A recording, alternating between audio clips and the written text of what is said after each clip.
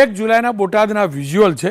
બોટાદ જિલ્લાના ગઢડામાં ગૌચરની જમીન બચાવવા માટે માલધારીઓએ વિરોધ કર્યો।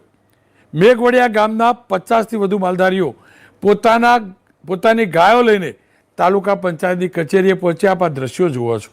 આરોપ છે કે ગામની 150 વીઘા જમીન પર ગૌચરની જે જમીન હતી એની ઉપર દબાણ કરવામાં આવ્યું છે।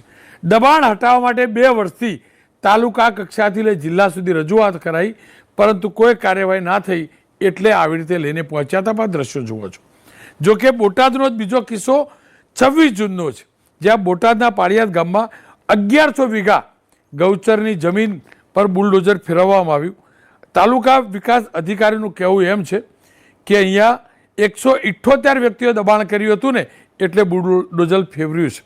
3 મહિના પહેલાં નોટિસ આપી સ્વૈચ્છિક દબાણ દૂર કરવા કહેવાયેલું, પરંતુ દબાણ દૂર ન કરતા અહીંયા કાર્યવાહી થઈ। જુઓ છો, એક જ જિલ્લો, 2 અલગ અલગ વિસ્તાર, એમાં એક જગ્યાએ તાલુકા વિકાસ અધિકારીની ઈચ્છા શક્તિ છે તો 1100 વીઘા ગૌચર સાફ થાય છે, જ્યારે ત્યાં રજૂઆત કરવી પડે છે પણ નથી થતી સાફ।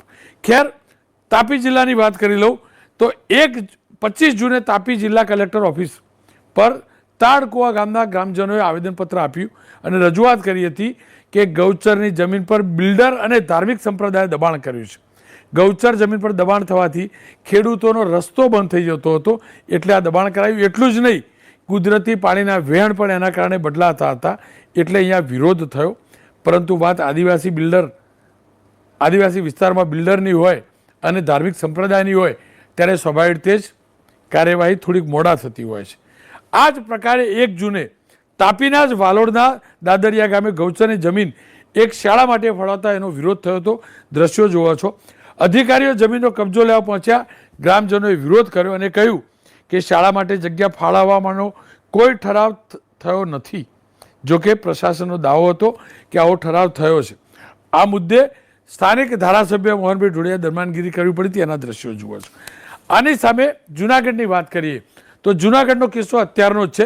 જૂનાગઢ જિલ્લાના વિસાવદરના મામલતદાર કચેરીએ માલધારીઓ પશુઓને લઈને પહોંચ્યા હતા અને એમની માગ હતી કે વિસાવદર, કાલાસરી, પ્રેમપરા અહીંયા ગૌચરની જમીન પર દબાણ થયા છે।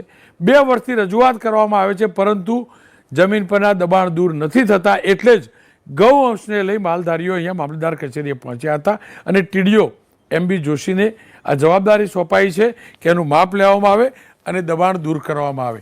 મારો સવાલ પ્રશાસનને એ છે, દબાણ થાય છે ત્યારે કેમ નથી જાગતા? પાછળથી માપ લેવાની બધી વાર્તાઓ કેમ? પણ તમામ ઠેકાણે આવું નથી।